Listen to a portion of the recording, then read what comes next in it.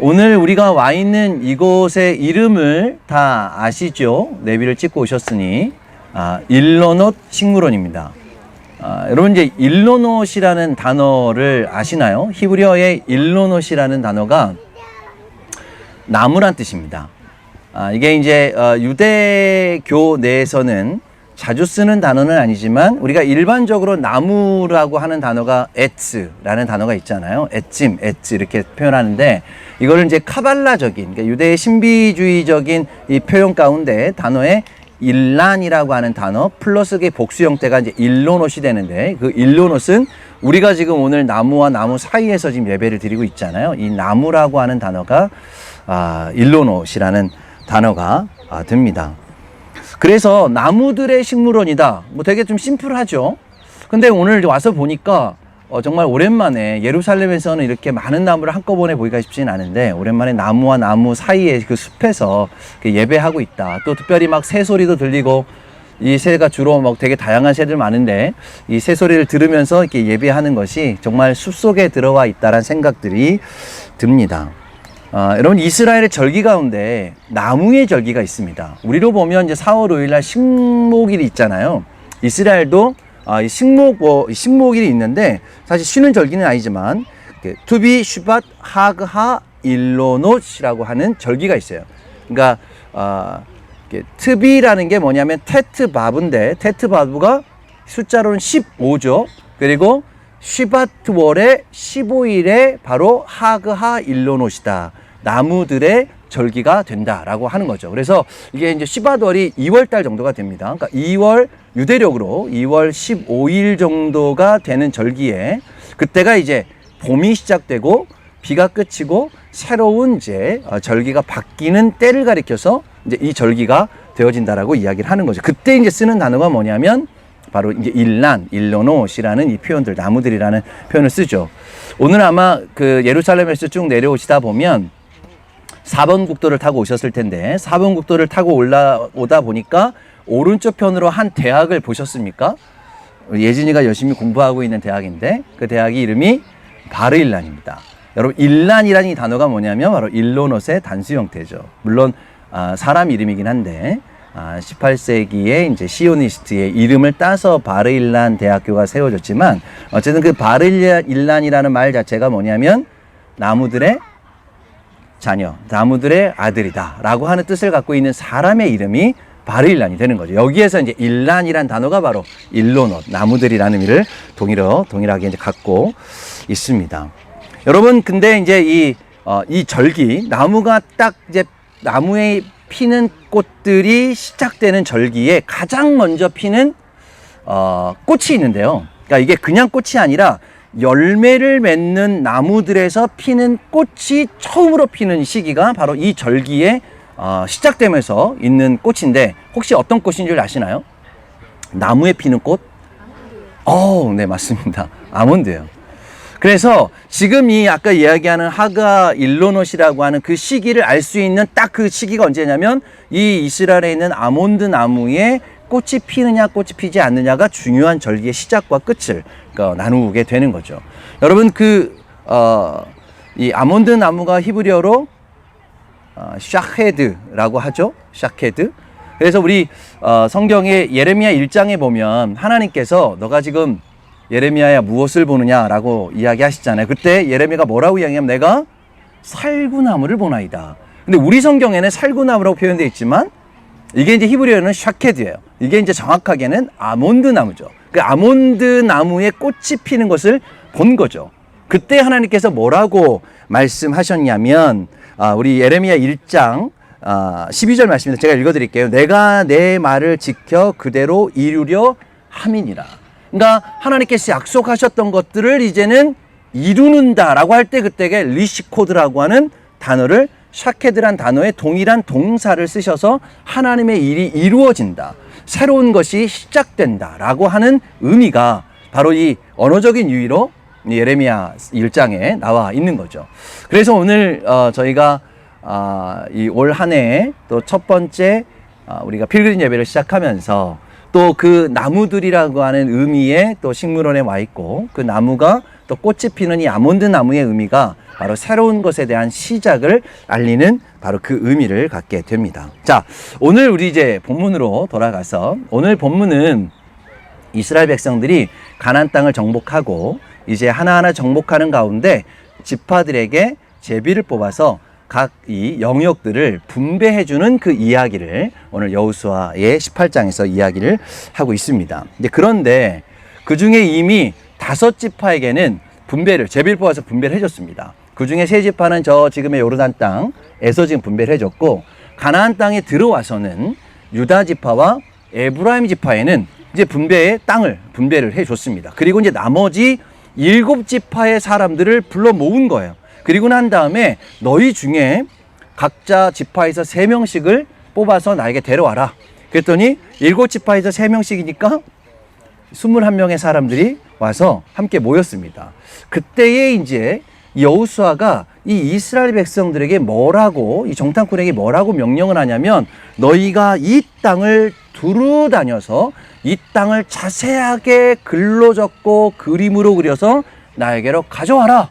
그리고 난 다음에 그 땅의 그림을 통해서 너희가 이 제비를 뽑아 나머지 7지파에게 분배를 해주겠다라고 지금 이야기를 하고 있는 장면이 되는 거죠.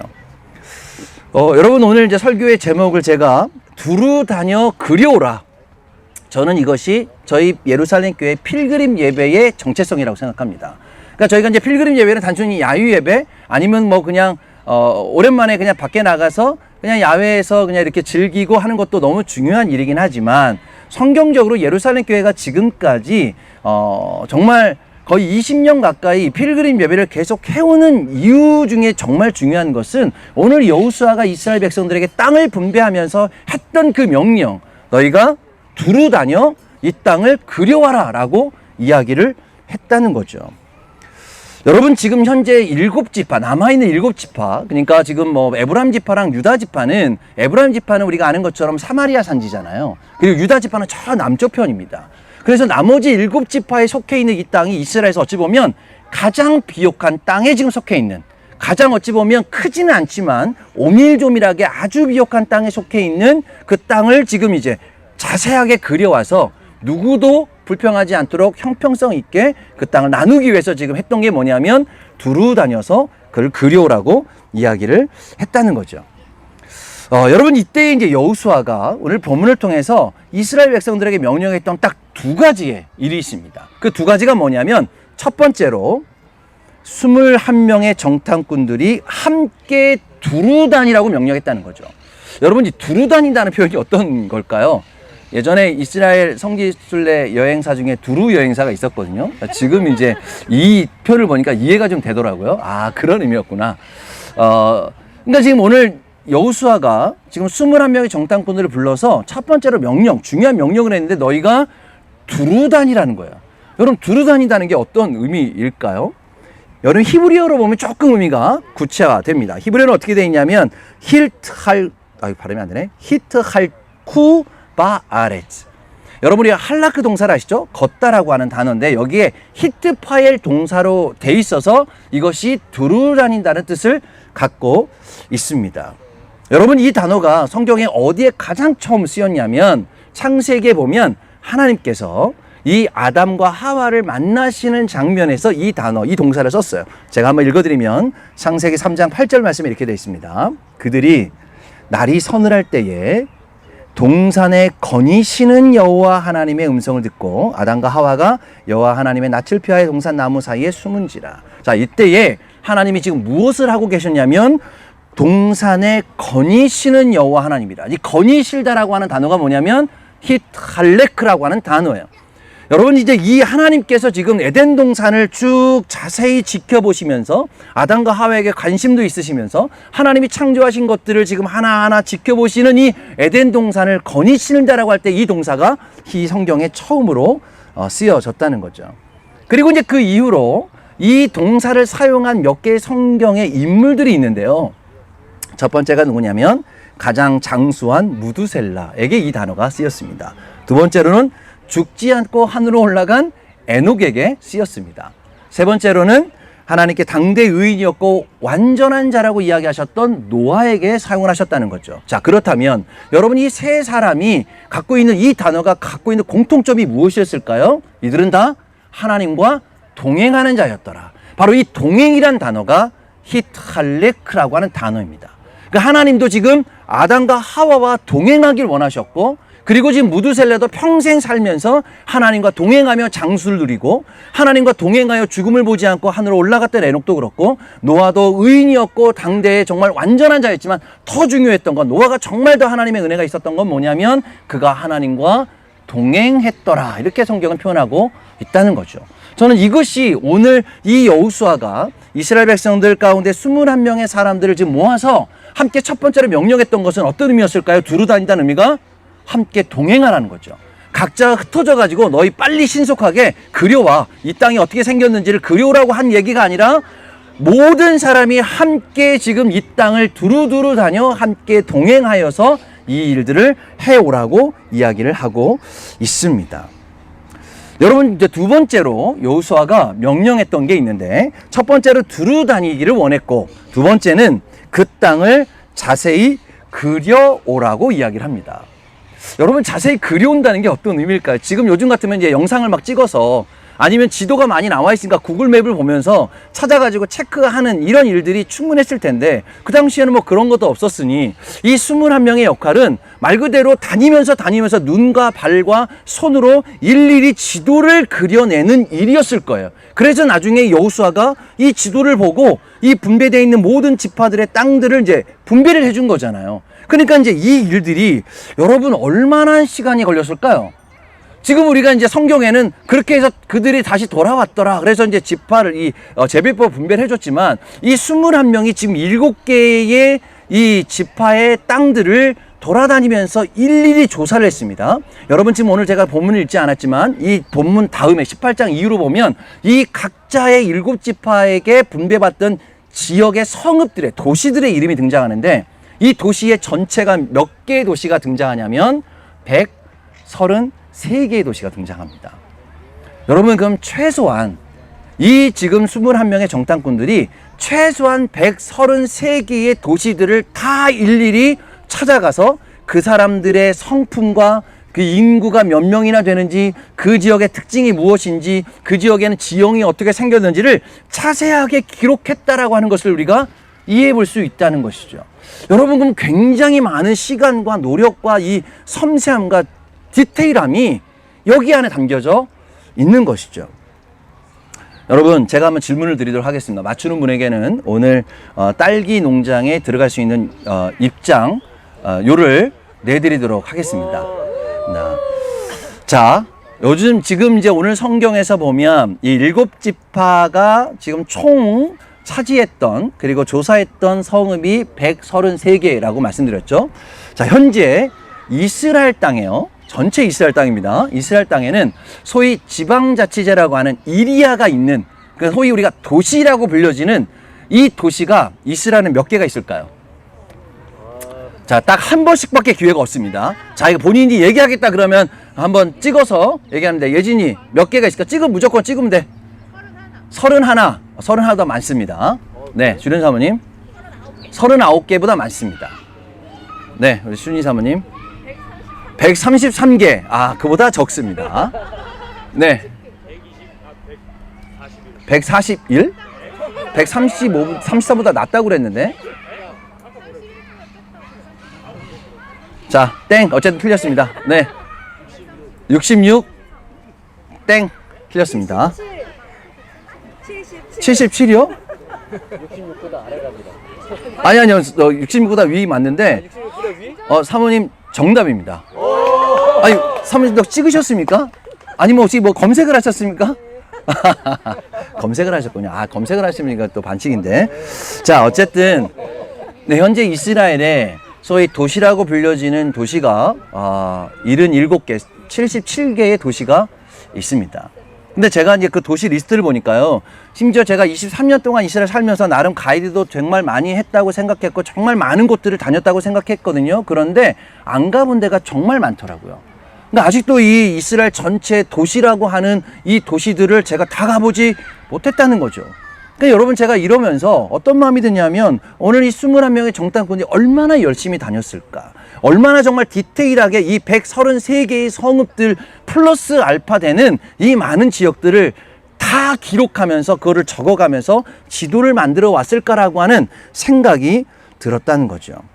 그래서 오늘 처음에도 얘기했던 것처럼 우리가 예루살렘 교회 필그림의 의미는 하나님께서 주님께서 이 땅에 우리에게 허락하신 시간들 안에 우리가 필그림 예배는 단순히 그냥 우리가 성지를 방문한다거나 아니면 누군가를 뭐 그냥 야외로 나온다는 의미를 더 넘어서 하나님께서 우리가 그 보고 자세히 보고 듣고 그려오는 그 하나하나를 우리의 이 경험과 하나하나를 쌓아 넣어서 그걸 통해서 결과적으로는 이 여호수아가 이렇게 명령했던 중요한 이유가 있었는데 그게 뭐냐면 이스라엘 백성들이 두루다니며 보고 듣고 그려온 만큼 그들에게 그것을 주겠다고 약속하셨다는 거죠. 그러니까 여러분들이 지금 이스라엘에서 경험하는 그게 꼭 지역이 아니더라도 사람이라든가 아니면 어떤 경험치란 모든 것들이 그걸 경험을 우리가 왜 해야 되느냐라고 할 때 오늘 여호수아가 이스라엘 백성들이 이야기하셨던 것처럼 너희가 두루 보고 다니고 경험하고 모든 것들이 다 너희의 유업으로 너희의 땅으로 너희의 소유로 주겠다라고 말씀을 하셨다는 거죠. 그렇기 때문에 우리가 더 열심히 다녀야 되고 더 열심히 경험해야 되고 그것이 좋은 경험이 나쁜 경험이 상관없이 하나님께서 이 땅에서 누리는 모든 것들이 하나님의 그 유업과 소유와 기쁨으로 주시게 되는 것입니다. 여러분 창세기 13장에 보면 우리가 잘 아는 아브라함과 롯에 대한 이야기가 나옵니다. 근데 어느 날 롯을 불렀어요. 그리고 난 다음에 아브라함이 이런 얘기를 하죠. 너가 둘러보고 너가 정한 땅이 있다면 내가 그 땅을 너에게 주겠다. 그러면 내가 그 반대쪽으로 가서 내가 그 다른 땅을 땅을 차지하겠다고 이야기를 하죠. 근데 여러분 여기에 성경을 잘 읽어보면 롯에게는 그 지역을 준다고 이야기를 합니다. 그런데 이 아브라함에게는 뭐라고 이야기를 하냐면 창세기 13장 17절 말씀에 너는 일어나 그 땅을 종과 횡으로 두루 다녀보라. 그러면 내가 그것을 내게 주리라. 여러분 지금 아브라함에게는 한 곳을 준다고 이야기하지 않고 동서남북으로 다녀서 네가 보는 모든 것을 다 주겠다라고 아브라함에게 이야기했다는 거죠. 롯은 그냥 한 도시 한 장소 그 소돔 땅을 얻었지만 하나님께서 이 아브라함에게 약속하셨던 너가 두루 다니는 모든 땅을 내가 너에게 주겠다라고 축복을 하셨다는 거죠. 이 유업을 아브라함이 취하고 얻고 그렇게 누리게 됐습니다. 여러분 결론적으로 제가 이스라엘 살면서 요즘 그런 얘기 많이 하잖아요. 이렇게 AR과 VR에 대한 표현을 아십니까? AR은 어떤 의미죠? Actual reality, 실제 현실이라는 거죠. 현실 세계를 Actual reality라고 합니다. 그리고 VR은 뭐죠? VR이 Virtual reality, 가상 현실이라는 뜻을 갖고 있잖아요. 이런 쪽으로는 우리 이제 대비고 사모님이 너무 잘 아시는 영역이신데, 근데 이제 제가 이스라엘 살면서 가끔은 이 액츄얼 리얼티, AR 세계를 살아가면서 VR처럼 표현하는 사람들이 있더라고요. 그러니까 이게 뭐냐면 우리가 지금 필그림 예배를 와서 보는 현실, 이 땅, 사람들, 물론 이제 시대가 지났지만 우리가 이 땅에 사는 가장 큰 유업, 가장 큰 유익이 무엇입니까? 실제를 산다는 거죠. 주님이 걸으셨던 그 땅, 주님이 말씀하셨던 그곳, 오늘 이스라엘 백성들에게 주셨던 그 땅, 바로 오늘 정탐함에 두루 다녀 실제로 그려왔던 그 땅에 우리가 살면서 그것을 지금도 누리고 살아가는 바로 그 AR, 하나님의 실제 현실의 세계를 우리가 누리고 살아가고 있다는 거죠. 그래서 여러분 저희가 이제 필그림 예배라고 할 때 그 필그림은 첫 번째 의미는 순례라는 의미를 갖고 있습니다. 그런데 제가 정의하는 또 다른 필그림의 의미가 두 가지가 더 있는데요. 그 필그림은 하나는 하나님이 우리에게 허락하신 말씀을 읽고 그것들을 우리가 누리고 느끼고 그것들을 그려내는 것. 그래서 필그림인 거죠. 이해가 되시나요? 네, 마음으로 내 마음을 느끼고 그리고 그를 그려내는 것이죠. 그래서 필그림이 되는 것입니다. 또 한 가지 의미가 있다면 그것에서 단순히 그려내는 것이 끝나는 것이 아니라 이 땅에 무엇을 담아내야 되는 거죠. 그래서 그 담는다의 필그림이 되는 것이죠. 네, 반응이 너무 없어서. 그래서 오늘 우리의 필그림은 세 가지 의미가 있다고 생각합니다. 첫 번째는 정말 순례의 삶을 살아가는 하나님의 거룩한 땅의 의미도 있겠고, 또한 그러면서 우리가 단순히 그냥 보는 것으로 끝나는 것이 아니라 실제이고 현실이고 느끼고 만지고 할 수 있는 그 필그림의 의미가 있겠고, 또 한 가지는 그것에 끝나는 것이 아니라 오늘 그 자리에 예배함으로 그 땅을 축복하고 그 땅을 우리가 품고 예배함을 통해서 하나님의 그 은혜를, 우리 그리스도의 은혜를 이 땅에 채워가는 바로 그 그려내는 작업이 여러분 필그림의 은혜가 될 것입니다. 그래서 오늘 다시 한번 오늘 일로노 우리 식물원에서 어렵긴 했지만 다들 너무나 잘 찾아오셔서 감사하고, 하나님께서 오늘 그 나무들에게 주신, 특별히 이 시기가 이제 봄이 되는 시기인데 하나님께서 새 일을 예레미야에게 바로 너희가 이 살구나무, 아니면 이제 성경에서는 살구나무라고 했지만 바로 이 아몬드 나무가 피는 이 시기를 통하여 하나님이 새 일을 행하시겠다고 하신 것처럼 올 한 해도 또 오늘 우리에게도 하나님께서 새 일과 더불어 더 좋은 것들로 마음껏 보시고 만지시고 서로 사랑하시고 또 그리고 그려내시고 담아내는 그런 오늘 하루의 필그림 예배가 되기를 주님의 이름으로 축복합니다. 아멘.